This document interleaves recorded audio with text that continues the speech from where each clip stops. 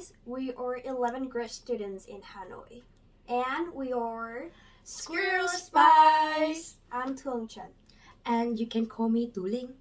Now, let's start our TED Talk! This is the water-talkie, a conical device with a blow wave and plastic membrane that enables swimmers to talk with one another underwater from as far away as 15 feet, which was invented by Richie Stachowski.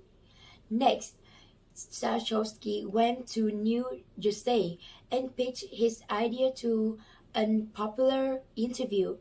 At the end of the interview, he ordered 15,000 units. Then he started a company called Short Stock LLC and went on to invent other successful pool toys. Then, after 3 years, he sold his company to White Planet Toy, and it has been reported that Stachowski made millions through the deal. So, do you think how old he was when he came up with this idea? 20, 40, or 80? Wrong. It's 11. Yes, you are not hearing me wrong. 11.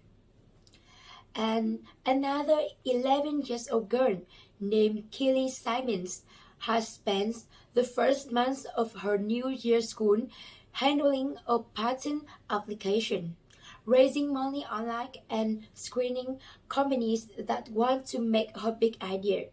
And fourth, pediatric backpack for kids with cancer. Braille, a code enable blind and visually impaired pupils to read and write independently, was also created by Louis Braille when he was 15 years old.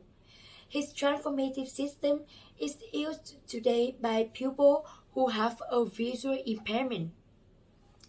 So, as you can see, these incredible inventions were only created by kids. Contrary to traditional prejudice, these enormous innovations are usually devised by adults who are taught to possess a tremendous amount of knowledge and great intellect. For us and many youngers, we are often called immature, not practical, and have too many imaginative dreams. But is that perception right in all situations? Today, I will tell you about our experience, which can bring another perspective to these conversations. 2 months ago, we started our teaching tour. Specifically, we went to 3 destinations, including 2 schools and an SOS children's village in the Hanoi area. There, we organized a day of extracurricular activities for around 90 to 120 children, ranging in age from 6 to 10 years old, which consists of delivering lessons and playing games with them. All the information in the lessons and the games are created and developed by us for nearly 2 months before we get into training our member in the role of lecturing and operating those activities, which means that we have an extremely accurate and careful plan. Before we could turn our activities into actions, we went through several issues, such as the limitation on our profits. To solve our financial problem, we have raised and funds by selling food on Hanoi Street with our members and also found some sponsors who are helping us with our profits. However, that is not the hardest challenge we face. We since are only kids, which means that we haven't reached the age of 18. Many schools reject our plans to organize an extracurricular activity days in primary school. So, as you guys can see, the biggest problem that had held us back is our age. We could not make it if all schools disapprove of our plan. As kids, we're constantly hearing everything from "you are too young," too small, and sometimes too imaginative, to "don't do this, don't do that." In fact, it doesn't have to be like that, and we have actually made our plans, which at first seem impossible to possible. Most of the time, adults seem to have a generally restrictive attitude toward children. Teenagers therefore have little, no say in setting rules, although in fact the attitude should be reciprocal, meaning that adults should take advice from and give consideration to the desire of young people. But what is even worse than restrictions is that adults often underestimate kids' abilities. Let's take a look back at our situation when we planned on organizing a teaching tour. Teacher refused due to the fact that they did not believe that plan would be happen and let their fear of our young age invade their mind. They were afraid that primary schools are hard to control and that we, as young teenagers, are not prepared to handle that challenge and would lead that plan into chaos. Therefore, they are all refused, and it was extremely difficult to find the location to organize the events. Fortunately, after miserable weeks of finding schools, there were two schools and a charity center that were interested in our activity and willing to take that leap and trust us to make it happen. And we did successfully make it come true. All the events as the three destinations where we organized led to meaningful results and taught young children valuable knowledge. Many of the concerns that made schools suspect our possibility with the support of them and ourselves. After the events, we received many compliments from the public, including from parents, schools, newspapers, and especially students. Students loved our activities and sent us their letters saying that they are grateful for our appearance because it had given them the chance to be involved in the extracurricular activities and the lesson we have came up with. Despite the fact that our plan worked as intended, I cannot stop reflecting on how we were able to allay the others' worries but after that, I actually see why adults are skeptical of our ideas. There is one problem that we cannot overcome and find no way to solve.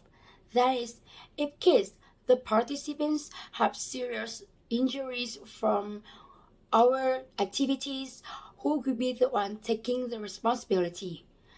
Or if our event has mistake, or if a kid escaped from school during our event, or if there are any accidents relating to our young attendees, who could be the ones face the pressure from kids, families, and the public? Will that be us or schools? Will the mistake be caused by our unpredictability or by uncertain security and censorship in schools? We are too young to hold the burden legally. Thus, it cannot be ours. Because we are the plan's owners, we also know that the school shouldn't.